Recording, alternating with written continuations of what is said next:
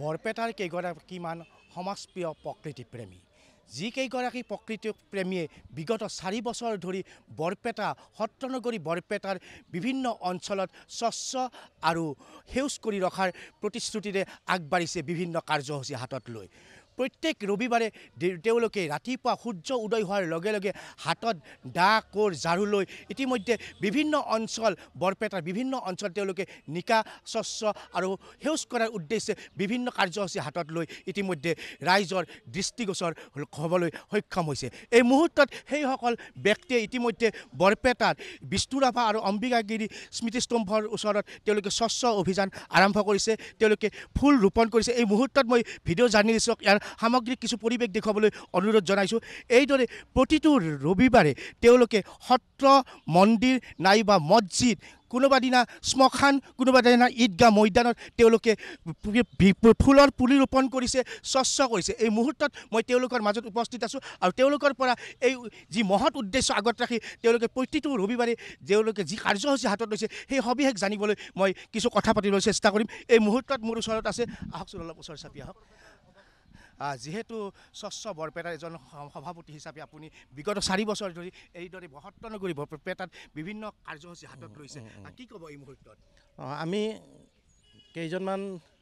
ব্যক্তি আমি লগ হৈছিলোঁ আচলতে মৃদুল তালুকদাৰ বোলা আমাৰ এজন সুগৃহে ফেচবুকত এটা আপডেট দিছিল 2017 চনৰ 5 জুনৰ দিনাখন যে আমি ফেচবুকৰ বন্ধুবিলাক লগ হৈ আমি বৰপেটাখন স্বচ্ছ কৰি ৰখাৰ কাৰণে কিবা এটা ব্যৱস্থা কৰিব পাৰোঁ নেকি তাৰপিছত আমি ওলাই আহিছিলোঁ ওলাই আহি বৰপেটাৰ প্ৰথমতে আমি বজাৰখন চাফ চিকুণ কৰিব ধৰিছিলোঁ তাৰপিছত আমি ভাবিলোঁ যে আমি এটা গোট নাম দিয়া হওক এটা গোট তৈয়াৰ কৰা হওক আমি ফেচবুকত হোৱাটছআপৰ জৰিয়তে এটা গোট তৈয়াৰ কৰিলোঁ নাম দিলোঁ স্বচ্ছ বৰপেটা আৰু তাৰ টেগ আছিল স্বচ্ছতাই সুন্দৰতা আৰু এই প্ৰায় 4 বছৰ ধৰি আমি প্ৰতি ৰবিবাৰে আমাৰ এই লোকসকল বিভিন্ন কৰ্মক্ষেত্ৰত জড়িত লোক আমি কিন্তু সদায় এটা ৰবিবাৰ ৰাতিপুৱাটোলৈ ৰখি থাকোঁ আমি বিভিন্ন ঠাইত আমি জনীয়া সত্ৰতো কৰিছোঁ বৰপেটা সত্ৰতো কৰিছোঁ ঠিক তেনেকৈ বৰপেটা নখন্দাপাৰৰ শ্মশান ঘাটত কৰিছোঁ মহেন্দ্ৰ মোহন চৌধুৰী উদ্যানত কৰিছোঁ গান্ধী উদ্যানত কৰিছোঁ এনেকৈ বিভিন্ন স্থানত আমি গছপুলি ৰোপণ বা ফুলপুলি ৰোপণ হওক আমি এই কামটো কৰি আহিছোঁ আমাৰ এই ধনৰাশি আমাৰ প্ৰত্যেকৰে নিজৰ জেপৰ পৰা খৰচ হৈছে কিন্তু আমি এই কামখিনি কৰি এটা প্ৰশান্তি অনুভৱ কৰোঁ যে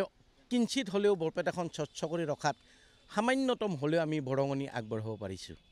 হয় এক মহৎ উদ্দেশ্য যিসকল ব্যক্তি ইয়াৰ লগত জড়িত হৈছে তেওঁলোকে বিভিন্ন কৰ্মক্ষেত্ৰৰ লগত জড়িত ব্যস্ততাপূৰ্ণ জীৱন তেওঁলোকে অতিবাহিত কৰা স্বত্তেও ইতিমধ্যে বৰপেটা সত্ৰনগৰী বৰপেটাৰ লগতে আশে পাশে দাঁতিকাষৰীয়া অঞ্চলবোৰতো তেওঁলোকে এইদৰে স্বচ্ছ অভিযান আৰু সেউজ কৰাৰ উদ্দেশ্যে বিভিন্ন কাৰ্যসূচী হাতত লৈছে আৰু এই মুহূৰ্তত মই আৰু জানিবলৈ চেষ্টা কৰিম আহকচোন ওচৰ চাপি আহক কি ক'ব এই মুহূৰ্তত আপুনি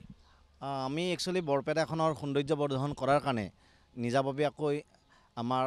সহমত থকা আমি বন্ধু বান্ধৱখিনি আমি লগ হৈছিলোঁ আৰু আমাৰ এই গোটটোত বিভিন্ন বয়সৰ মানুহ আমাৰ আছে আমাৰ যদি 76 বয়সৰ আমাৰ আছে সদস্য আৰু 23 বছৰীয়া ডেকা যুৱকো আছে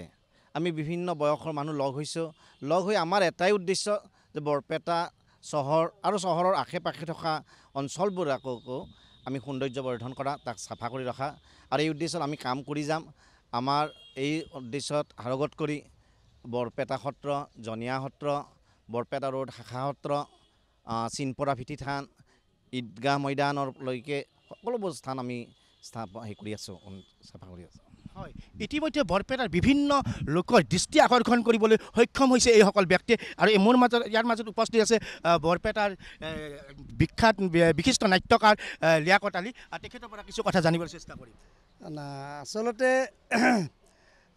আমাৰ বৰ্তমানৰ সভাপতি প্ৰিয়ৰঞ্জনে সকলোখিনি কৈছেই মোটামুটি চমুকে ইতিহাসখিনি কৈছে প্ৰথম যেতিয়া আমি গোট খাইছিলোঁ আৰু প্ৰথম সভাপতি ময়েই আছিলোঁ যি নহওক আমি এই কামখিনি কৰি এটা প্ৰশান্তি অনুভৱ কৰোঁ মনত এটা শান্তি অনুভৱ কৰোঁ বহুতে বিভিন্ন ধৰণৰ কামত নিজক নিয়োজিত কৰে আমি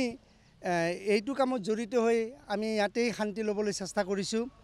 মানুহবোৰ ব্যস্ত হৈ পৰিছে কিন্তু এই ব্যস্ততাৰ মাজতো কিছুমান ব্যক্তিয়ে যি কাম কৰি সমাজত যি এক উদাহৰণ দাঙি ধৰিছে সেই উদাহৰণ এইসকল ব্যক্তিৰ পৰা জানিবলৈ পোৱা যাব